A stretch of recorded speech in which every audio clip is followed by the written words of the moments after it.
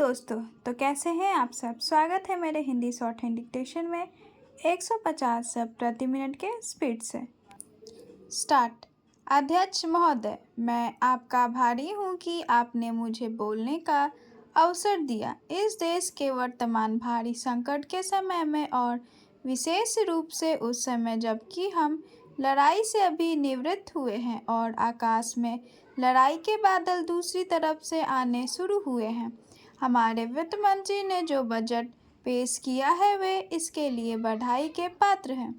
यद्यपि भिन्न भिन्न पहलुओं को लेकर आलोचनाएं की गई है, लेकिन यदि उनकी कठिनाइयों को भी देखा होता कि राष्ट्र को किन किन संकटों का सामना करना पड़ रहा है, इस बात पर भी अगर मेरे से पहले बोलने वाले वक्ताओं ने विचार किया होता तो मेरा विश्वास है कि उनकी आलोचनाओं का आधार कुछ दूसरा होता। उन्होंने ऐसे कठिन अवसर पर यह एक संतुलित बजट पेश किया है, उसके लिए मैं उन्हें बार बार बधाई देता हूं, लेकिन साथ ही साथ मैं अपना यह कर्तव्य समझता हूं कि कुछ ऐसे विचार भी उनके सामने प्रस्तुत करूं जिससे उनकी कठिनाइयां कुछ हल हो जाए। उदाहरण के रूप में, विगत 2 वर्षों में लेखा जोखा कमेटी में बैठने के समय मुझे ऐसा अनुभव हुआ है कि इस देश में 2-3 इस प्रकार की त्रुटियां मौजूद है जिनको दूर करने के लिए, जिनकी जांच करने के लिए यदि कोई एक कमेटी या आयोग बिठा दिया जाए तो राष्ट्र को, राष्ट्र की सरकार को, राष्ट्र के विकास कार्यों को और राष्ट्र की रक्षा व्यवस्था के लिए करोड़ों नहीं अरबों की व्यवस्था फौरन हो सकती है। केवल शासन को जागरूक होकर कुछ कदम उठाने की आवश्यकता है। अभी कुछ छिपे हुए धन का जिक्र किया गया। सरकार ने भी समय समय पर ऐसा आभास दिया है कि इस देश में लगभग 30,000 करोड़ रुपए का छिपा धन मौजूद है। सो मैं समझ नहीं पाता हूँ कि जब सरकार ऐसा अनुभव करती है तो इसकी व्यवस्था करने में उसको दिक्कत क्या आ रही है। ऐसा मालूम होता है कि कहीं इच्छा शक्ति की कमी है। भारत की इस सरकार ने अपनी इच्छा का ठीक से उपयोग करके उस दुश्मन के दांत खट्टे किए जिसके की ऊपर विश्व की शक्तिशाली और इंग्लैंड जैसी शक्तियों का टूट सहारा था और उसको कि उन्होंने हमारे विरुद्ध उकसा कर खड़ा किया था और अपना पूर्ण सहयोग दिया था।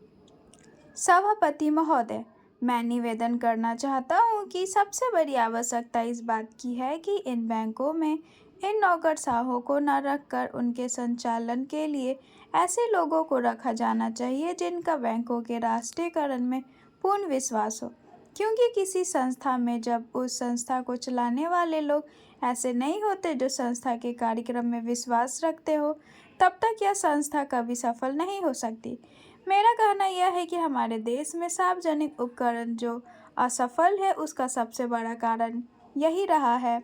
जितनी भी असफलताएं हुई है उसका कारण हमारी नौकरशाही रही है। जिस नौकरशाही को समाजवाद में बिल्कुल भरोसा नहीं है उसका सदा बोलबाला रहा है।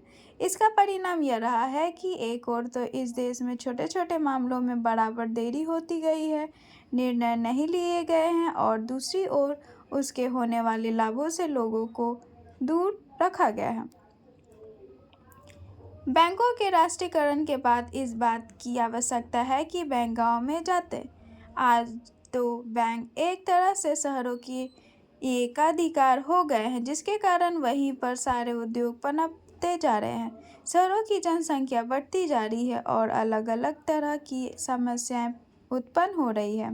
उनको दूर करने के लिए आपके बैंकों को गांव के अंदर जाना पड़ेगा। इसके लिए सरकार को कदम उठाना पड़ेगा और निश्चित तरीके से योजनाएं बनानी पड़ेगी, निश्चित निर्देश देना पड़ेगा जिसके आधार पर बैंकों का ज़्यादा से ज़्यादा लाभ गांव और उन कस्बों को हो जहां अभी तक लोगों का काफ़ी विकास नहीं हो पाया है।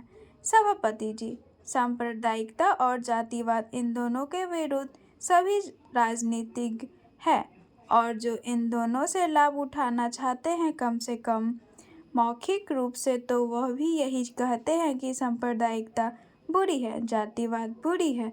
मैं तो यही मानकर चलूँगा कि जब पूरा देश यह कहता है कि ये दोनों चीज़ें बुरी है तो सचमुच सभी यही चाहते हैं कि ना सांप्रदायिकता रहे और ना जातिवाद रहे। आज भी हमारे देश की राष्ट्रीय आय का 50% कृषि से आता है। हमारे देश के कुल निर्यात के सामान में 70% कृषि उत्पादन की चीज़ें शामिल होती है। स्टॉप। तो ये डिक्टेशन आप सबको कैसी लगी मुझे कमेंट में ज़रूर बताएं और लाइक सब्सक्राइब करना बिल्कुल भी ना भूलें। धन्यवाद।